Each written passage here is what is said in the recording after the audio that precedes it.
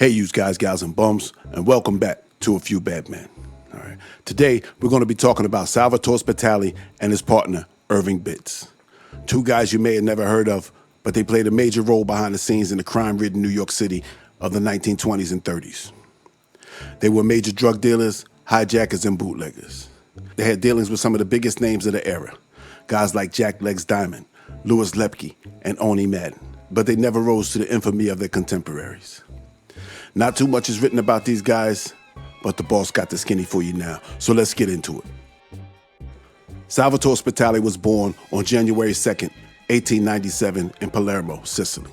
At the age of 6, he was sent to America to live with his uncle, who lived at 123.5 Christie Street on the Lower East Side. This was not an Italian neighborhood. This was the stomping grounds of the Jewish tough guys like Monk Eastman, Dopey Benny Fine, and Big Jack Zelig. Salvi, as he was called, would use his diverse upbringing to his advantage. Even though he was an Italian, he worked with hoodlums of Irish and Jewish descent. By the time Salvi hit his teens, he was in the Little Augies. The gang ran by Jacob Little Augie Organ. The Little Augies were the young kids who robbed pushcarts and held guns for bigger guys like Dopey Benny Fine. In 1914, Salvi was arrested for the first time. He was caught breaking into a house and he was charged with burglary. It was reduced to unlawful entry and the sentence was suspended. In 1918, he joined the Navy, but he wasn't built for a military life and he was dishonorably discharged in 1919. Irving Bitz was described by police as being an antisocial and at times a vicious man, born in Poland or Russia or America. No one knows but the Bitzes. His parents say he was born in New York in 1904. The government contended that he was born in Russia. There is no record at the Board of Health for his birth, and at least twice he gave Russia as his origin when arrested. The government said that he came over with his family in 1917, and April 17, 1906 was the day he was born. There is no record of him attending school until 1917, so it seems that the government was right. He was enrolled in the PS 114. Like most immigrant kids in the 1910s New York, he was placed into a special class for foreign-born children who could not speak the language. He made it all the way to the 7th grade before dropping out at 16, somewhere between 1919 and 1921. He is one of the many men I've covered on this channel who was seduced by the streets of the Lower East Side. Bitz began to hang out on the corners and the pool halls of the neighborhood. He was rubbing shoulders with men who lived their lives on the fringes, and soon their ways rubbed off on him. He did, however, try a straight life before committing himself to the streets. He got a job as a clerk and order filler for a wholesale confectioner on Forsyth Street. Boy, he earned $14 a week before he quit to get a job as a store clerk for a clothier on Division Street. Both employers said that he only worked for them for a few weeks. Salvi maintained a low profile in the 1920s. He was working as a bouncer in a dance hall and got a reputation for being good with his hands. Sometime in 1925, maybe before, he realized the money that could be made in moving junk. Who his connections were, I don't know. Junk was a booming business in America, and in the 1920s, New York City had the biggest concentration of users in America. It was possible that he was getting his stuff from Legs Diamond and his Four Horsemen crew. Salvi and Legs would have a long relationship, and being though they were both in the same business, in 1925, working with some of the same guys, it seems reasonable. I don't know how Salvi met Bitz, but by the end of 1925, Salvi had a lot of junk, and Bitz, who by some accounts was 10 years younger than him, worked for him. Salvi supplied the product, and Bitz did the dirty work. For several months, he and Bitz supplied the dealers in the theater district. On January 26, 1926, police staged a raid at the restaurant of Charles Kramer at 98 Forsyth Street. They arrested Kramer and Bitz and confiscated $101,000 worth of junk. He was arraigned on January 26 for violating the Harrison Act, but there was no evidence to hold Bitz and his charges were discharged. The cops really wanted Salvi. They knew he was the man running the operation based in a fraternal home on Forsyth Street. 4 months later, the New York police teamed up with federal narcotics agents to get him. They began to buy junk from Bitz using marked money, hoping it would lead them to Salvi. The agents made several transactions with Bitz, and on many occasions, Salvi was nearby, but not close enough to leave himself exposed. Now, this kind of reminds me of like a scene from The Wire or something, where you have a younger worker making sales and the older guy sitting right off to the side, never touching anything directly. Anyway, after making a few sales, the cops decided to arrest Bitz and try to get him to flip. But Bitz didn't talk. He was found guilty and sent to the federal penitentiary in Atlanta for a year and a day. When he came home on July 28, 1927, Salvi made him his partner. While Bitz was away, Salvi used his money to invest in bootlegging.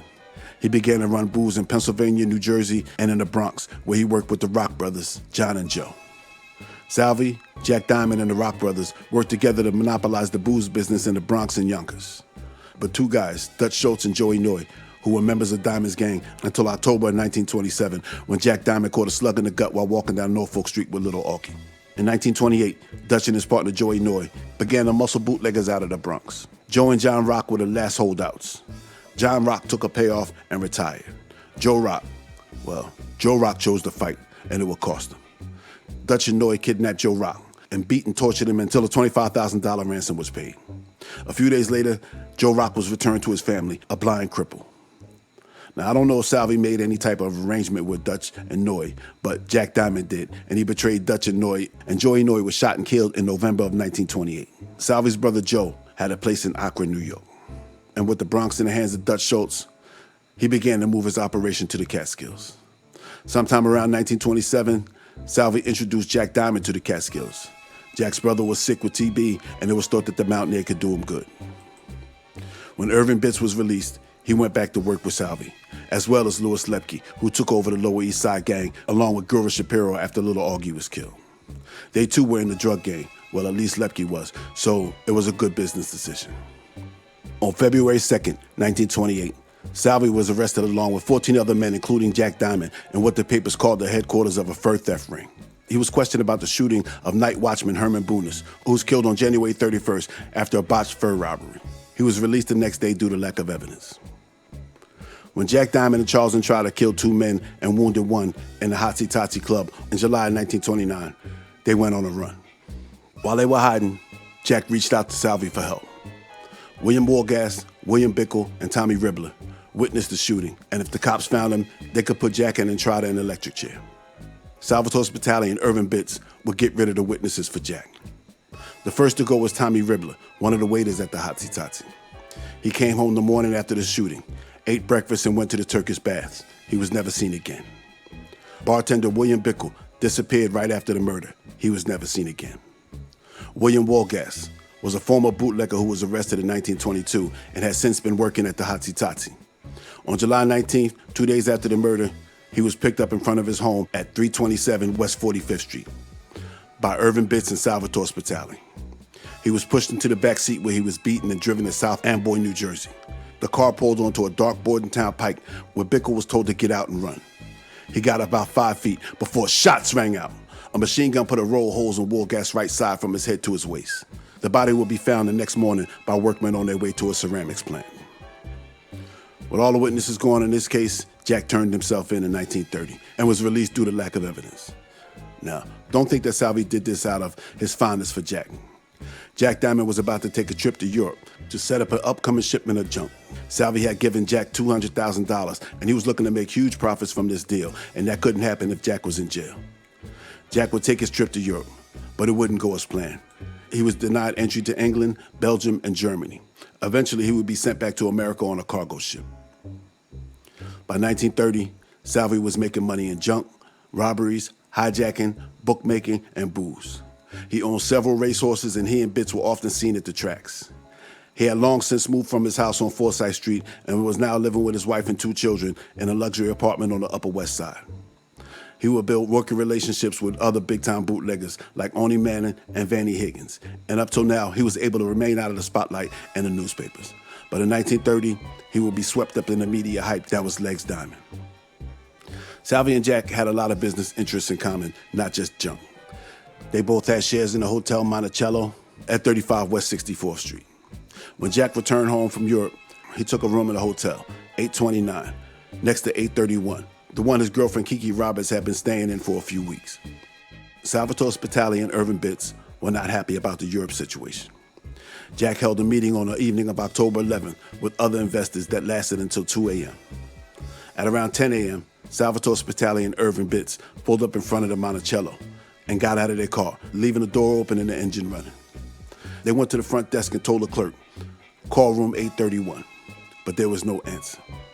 They then told him to call room 829. After a few rings, Kiki Roberts answered the phone. The voice on the other end told her to get Jack, and she did. When Jack got to the phone, Spitale told him he was downstairs and wanted to talk to him.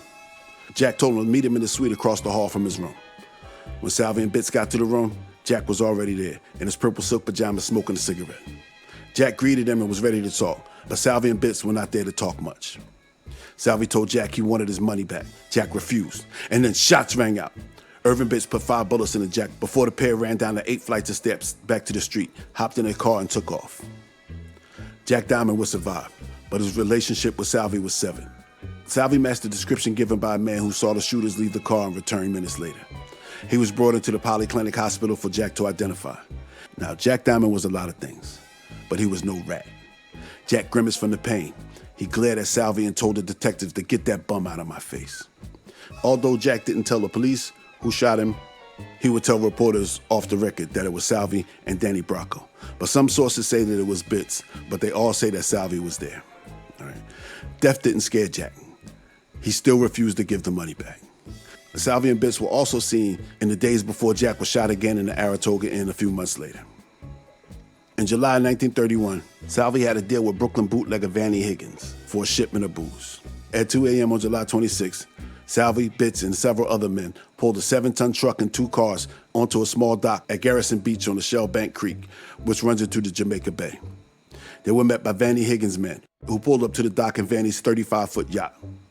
They unloaded $10,000 worth of booze onto the trucks, but as they were leaving, they were noticed by police. The police approached the men with guns out. They told the men to put their hands up, and then shots rang out. Someone from Salvi's gang opened fire, and a gun battle ensued. Over 100 shells flew back and forth between the cops and the bootleggers until the bootleggers ran out of ammo and gave up. Salvi and his brother Joe, Irving, Bitz, and 11 more men were taken into custody, one of them with 2 bullets in his leg. They were charged with violating the Sullivan Act and felonious assault. The charges will be dropped against Spitale and Bitz, who gave their names as Frank Martin and Morris Grossman. But the truck and the booze was seized, and again, Salvi was told by Vanny Higgins that the money would not be returned. On December 17, 1931, Salvi was attending a hockey game at Madison Square Garden. He had a large entourage with him, and he was seen by many people. After the game, him and his pals went to Lindy's on 7th Avenue for a late dinner, where again he was seen by many people, including a few cops. He left Lindy's, went home, and went to sleep. When he awoke, the newspaper boys were announcing the death of Jack Diamond. Salvi instantly became a suspect, but he had an airtight alibi. When asked by reporters, he denied having anything to do with Jack's murder, but he admitted that he was not sad about it. On March 1st, 1932, the son of aviator Charles Lindbergh was kidnapped. The media and the law focused on the many gangsters that operated in the New York area. Everyone from Dutch Schultz to Oni Madden to Waxy Gordon were questioned by the police. Salvi was seen by the police and the papers as a straight shooter with a lot of underworld connections. And if anyone could find out who kidnapped the baby, it would be him. He was offered $25,000 by a friend of the Lindberghs to be a go-between. Salvi put the word out in the streets to the kidnappers to reach out to him, and he would negotiate the release. But really, Salvi did nothing but pocket the cash. The night he received the money, he was seen at another hockey game. When asked by reporters about the case, he said, "I don't agree to this idea of capitalizing on Lindbergh's misfortune. This publicity is the worst thing that could ever happen to me. I have nothing to gain. However, there are favors no man can refuse. And I was asked to use my influence to find the Lindbergh baby, and that's what I intend to do." But there was nothing Salvi could really do. The kidnapping had nothing to do with the underworld, but Salvi kept his charade going anyway and kept the money. With the whole Lindbergh case all over the papers, Salvi and Bitz were hot. The police were watching their every move, and it was becoming hard to conduct business. On June 3rd, 1932, Salvi was arrested in the Playtime Club at a speakeasy at 44 West 47th Street, along with Bitz and a few other guys. The boys were out drinking, having a good time, but at 2 a.m., the cops busted in, surprising Salvi and the others. The cops placed the men against the wall and searched them, and they found a .38 under Salvi's left armpit. The cops seized the liquor, and Salvi and 6 others were taken to the station. Salvi produced a license for his gun, signed by a Greene County judge, and they were released. Only the bartender was charged with possession of liquor. Salvi and his boys may have had reason for packing. There was still tension between Salvi and Vanny Higgins, but Vanny had other concerns. He was facing several bootlegging charges and was in and out of court for the first few months in 1932. On the night of June 18, 1932, Vanny was between trials and was at the Knights of Columbus house at 1 Prospect Park in Brooklyn. His 7-year-old daughter, Jean, was performing in a recital. It just so happens that Salvi Spitale's daughter was also performing that night, and he was present as well. The event lasted well into the night. Sometime after midnight, Salvi left with his wife and kids. At 1 a.m., Vanny was leaving the clubhouse with his wife, mother-in-law, and 7-year-old Jean trailing a few feet behind him. As Vanny was walking to his car, a car pulled up and shots rang out. 2 men shot at Vanny from the car, while 2 others had him in a crossfire and began to shoot from across the street. Vanny ran to Union Street, followed by the car full of shooters. He collapsed at 8th Avenue and the car sped off, leaving Vanny dead and his family screaming. Salvi was brought in and questioned, but the cops had nothing on him and he was released. On November 22nd, 1932, Irving Bitz was in a black boarding house at 124 Willoughby Street in Brooklyn with Herman Bennett. The police responded to reports of 2 suspicious men staying at the hotel and came to investigate. They came to the room and found Bitz and Bennett and asked them what they were doing there. Bitz told the cops that a pal of theirs, a black man named Jack Johnson, owed them some money and he was staying here. They said that he let them in and they were waiting for his return. The cops found a pair of binoculars by the window. When they looked through the glasses, they could see the Raymond Street jail. The cops thought that the men might be planning a jailbreak, so they arrested them. At the station, they knew they didn't have enough to hold them, so they charged them with a $4,000 holdup in Brooklyn a few weeks prior. Bitz was given $15,000 bail, which he paid. When he didn't show up for his court date, his bail was forfeited. He would eventually turn himself in, and his lawyers argued that their client was in surgery on the day he missed court. His charges were dropped. January 1933, Salvi was arrested along with Bitz inside of the Red Devil restaurant at Broome and Mott Street. Someone made a call to the Elizabeth Street station and told police that someone was going to get bumped off. Detective John Phillips and Henry Fitzsimmons came into the restaurant and found Spitale and Bitz sitting at a table, their coats and hats on 2 other chairs as if they were holding the chairs for 2 other people. They searched them and found a pistol in Spitale's pocket, the same one he produced a permit for the previous year. They searched Bitz twice before finding the pistol in a specially designed pocket in his vest. Salvi protested. He said they just came in for a cup of coffee. The cops really didn't have anything besides the gun on the pair, so they called the judge and he issued a warrant over the phone. And they were charged with the murder of Tony the Champ Fontano. Tony the Champ was a small-time hood who was shaking down speakeasies until someone stepped from the shadows and put a couple of holes in his head on August 25th, 1932. Spitale gave his occupation as printer, who lived at 23 South Durham Street in Greene County. Bitz said that he was a bookkeeper who lived at 22.5 2nd Avenue. With no evidence to hold them on the murder, all the charges were dropped. Again, Spitale produced his gun permit, but this time the judge didn't buy it, and Salvi was charged with violating the Sullivan Act, but nothing came from it. After the hype of the Lindbergh kidnapping subsided and prohibition was repealed, Salvi and Bitz faded back into the shadows. But they both continued their criminal ways. Bitz got into labor racketeering and number running, and Salvi focused on bookmaking and shylocking. He ventured into the legal endeavors and was pushing synthetic lemon juice to the bars in the Catskills. In 1939, George Feigenbaum came to him and told him he was going to invest $1,000 into a Wall Street luncheonette. Salvi told him not to do it. He said that he was doing well as a bookmaker, and if he gave the $1,000 to him, he would give him a job collecting bets that paid $10 a day. George gave him the money and collected for 3 days before his wife told him that she didn't want him involved in any rackets. George and his wife went to Salvi's hotel and waited overnight to get the money back, but he never showed. The next morning, they went to the police. Salvi was arrested and charged with grand larceny. He told the cops that it was just a loan, but the jury didn't believe him. He was found guilty and sentenced to Dannemora for 10 years. In 1946, he was released. But in 1948, he was sent back to jail on parole violation after he was found living at an address that was different from the one he had given to the parole board. He would be out again in 1950. In 1949, Irving Bitz was still in the mix. On paper, he was working in the newspaper business as a circulation inspector for the New York Journal-American. But beneath the surface, he was working with big-time racketeers, guys like Anthony Tony Bender and his brother, and Daniel Zwillman, cousin of Longy Zwillman. In July of '49, Bitz was arrested along with 5 other men for being involved in a numbers-fixing scheme. They found a way to fix the numbers. They worked with a Cincinnati clearinghouse to make sure that the least played number on any given day was the one that would be printed in the papers. The scheme worked for a few years, and the men pulled in an alleged $50 million. Bitz would plead guilty to conspiracy as a misdemeanor and 1 felony account of conspiracy to fix the lottery. He received a 6-month sentence and a $1,000 fine. In 1952, Salvi was arrested for selling booze on a Sunday in a restaurant that he owned. He was given a $200 fine, and the case went away. The next year, Salvi supposedly sat down to write his memoirs. If he ever finished, I don't know, but I would love to get my hands on it. It seems like Salvi, now in his 50s, was content to live a life of semi-retirement. He moved to the Catskills and was never in the press again. Bitz, on the other hand, who was described by police as a shrewd, pugnacious, and antisocial individual who was apparently devoid of any sense of moral values and who since an early age has resorted to crime as a means of livelihood, continued his criminal career. He was facing deportation back to Russia or Poland, but neither country wanted him, and the government couldn't prove that he was not born in the States. In the 50s, Bitz helped form the Bi-Country News Company, a newspaper distributor. In December of 1959, he was arrested and charged with conspiring to dominate the wholesale distribution of newspapers and magazines in the New York area.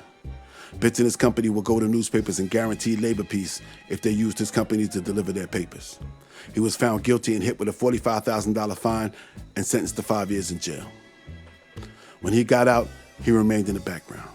Over the next few years, he was suspected of labor racketeering, but no charges were ever brought against him. In the 1970s, Salvatore Spitale had retired to Palm Beach, Florida. On March 10, 1979, he died of natural causes. Irving Bitz, however, would not be so lucky. In 1981, Bitz was 78 years old, and he was operating the Imperial News Company in Melville, Long Island.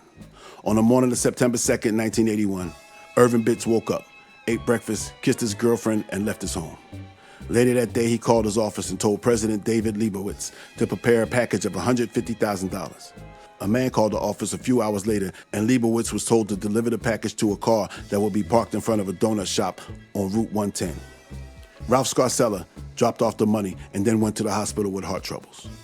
Bitz's girlfriend, Sylvia Eisenberg, was reported missing the next day. On September 18, 1981, the body of Irving Bitz washed up on the Staten Island beach. He had been strangled and his neck was broken. His body had been in the water for some time, and it was bloated, and chunks of flesh had been bitten off by the fish. And that, my friends, is the skinny on Salvatore Spitale and Irving Bitz. I hope you guys enjoyed the story as much as I enjoyed telling it. If you like what we do over here at A Few Bad Men and you want to join the gang, you got to bump off that subscribe button, break that thumb, and ring that bell and set it for all notifications. If you want to slide an envelope upstairs to the boss to help the channel run smooth, the PayPal link is down below. And if you really want to become a made guy or made gal, you got to join the YouTube membership or the PayPal membership. All right, there you get exclusive videos and videos with images that I can't show you on YouTube. All right, so I'm not going to do too much talking. I'm on to the next video. All right, so this has been A Few Bad Men. Keep your nose clean and don't take any wooden nickels. I'll see you in the funnies.